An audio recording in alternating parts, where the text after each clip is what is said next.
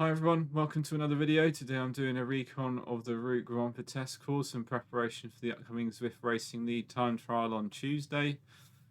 It's mostly a flat course with a few tricky sections to watch out for, so pay attention in those sections. Taking a quick look at the course, we have a 1 kilometer lead in, and then we start a 24 kilometer lap, so 25 kilometers in total with about 107 meters of elevation. As you can see from the route profile, it's mainly flat. There is, however, that aqueduct KOM that comes about halfway through, and then towards the end you zigzag through the section known as the intestines at the end. So diving straight into the course, the opening section is perfect really for a team time trial. It's pan flat. This will allow your team to settle in, get together, start getting those rotations going on the front. There's nothing worse than starting a team time trial and hitting a climb straight away or a lumpy section. Luckily, there's none of that here. You can get straight stuck into that team time trial, start those rotations, and get rolling. We continue to wind our way through the countryside of France for the first 12 kilometers with nothing more than a couple of rollers to really worry about. So there's no real issues here. Just, keep those rotations going through this section, this flat section at the beginning. You're going to want to have your strongest riders on the front. You're going to want to have your biggest riders with the hoop that can produce the highest raw watts on the front, doing most of the work. That raw power is what's going to get you those highest speeds. So around the 12 kilometer mark, you'll go through the pavé sprint, the cobbles of the pavé sprint, after which you'll start the approach to the first of our obstacles on this course, which is the aqueduct KOM. Now the KOM itself is only 400 meters, but you will be climbing from about 500 meters before the start of the KOM. So just be aware of that. There is a bit of a drag up to the start of the KOM, so you might want to think about how you want to tackle this section plus the aqueduct KOM itself. It's not terribly steep, so most strong teams should be able to keep the rotations going through this section and then maybe just group up a bit on the aqueduct KOM itself where it pitches up a bit more.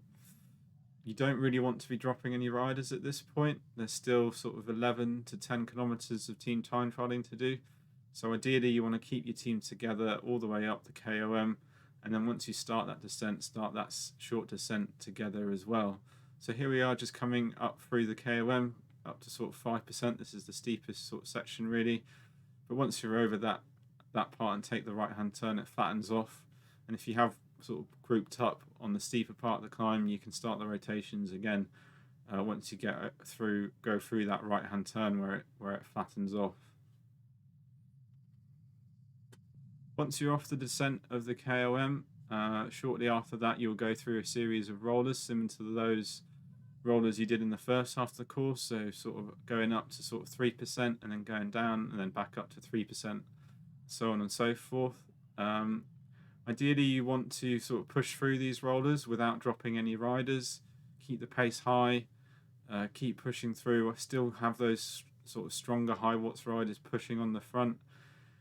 If you have to, you might be able to afford to lose one rider, but ideally or best avoid it if you can. If a rider's only only a second or so off, just wait, let them join back on. Having more riders through this section will be helpful, and you will be able to go reach a higher speed as a result.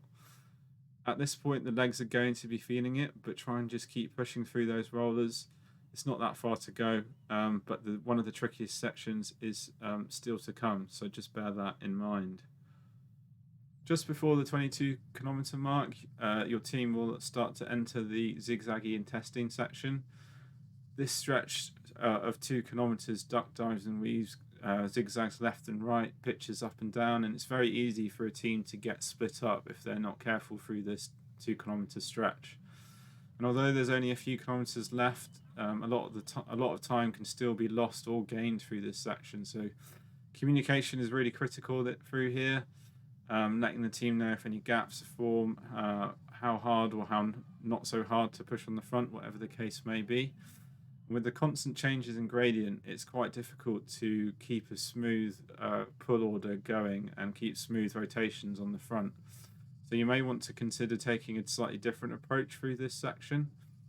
Some teams decide that if a rider ends up on the front simply due to the gradient changes, that rider then takes a pull until the next rider rolls on, and so on, and continue in that vein throughout this section. That can just help keep the pace up on the front and keep someone on the front pushing throughout this stretch.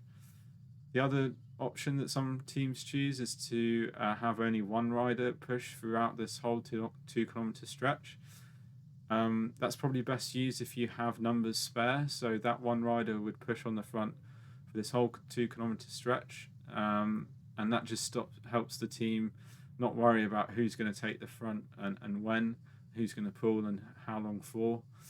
And then once you're out of that section, that rider that's been putting on the front for the whole 2 kilometers, provided you still got at least four riders going to the finish, can drop off and peel off, and that's his job done for the team time trial. Once you sort of come out of the intestine section, there's only going to be about 1 kilometer left to go. So that's why, if you do actually lose one rider or maybe even 2 riders through this section, provided you still got those 4 riders to the finish, you can afford to lose a couple of riders through this section, and it might be worth doing that at this point. On the Aqueduct KOM, there's still a long way to go, so it's not worth losing a rider. But at this point, yeah, absolutely makes sense to lose a rider rather than waiting for them. So now we're heading into the final 1 kilometer. At this point, you're going to want to start ramping up the power on the front, getting that speed up as high as possible. You're going to be absolutely pushing to your max at this point. So keep pushing, keep hitting those high numbers on the front, rolling through. Everyone should basically be just rolling through on the front as hard as they can towards the sprint, and then essentially doing a sprint towards the line and trying to set the fastest possible time possible. So yeah. So to sort of sum up the course then, in that flat section at the beginning, the first sort of 10-12 kilometers, that's where you want to be using the riders with the highest raw power, get them on the front, get them taking the turns, get them doing the bulk of the work. Think about how you're going to ride the Aqueduct KOM, and you want to try and keep all your riders through that section.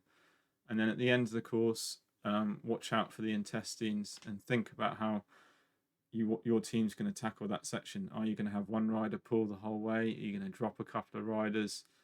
If you get some sort of strategy going for that section, you should be pretty well set to set a decent time. Just remember to go all out, have fun, and good luck. If you want some tips on how to team time trial in Zwift, then I've done a video with some of my top tips, so check that out. And yeah, have fun, and see you again soon.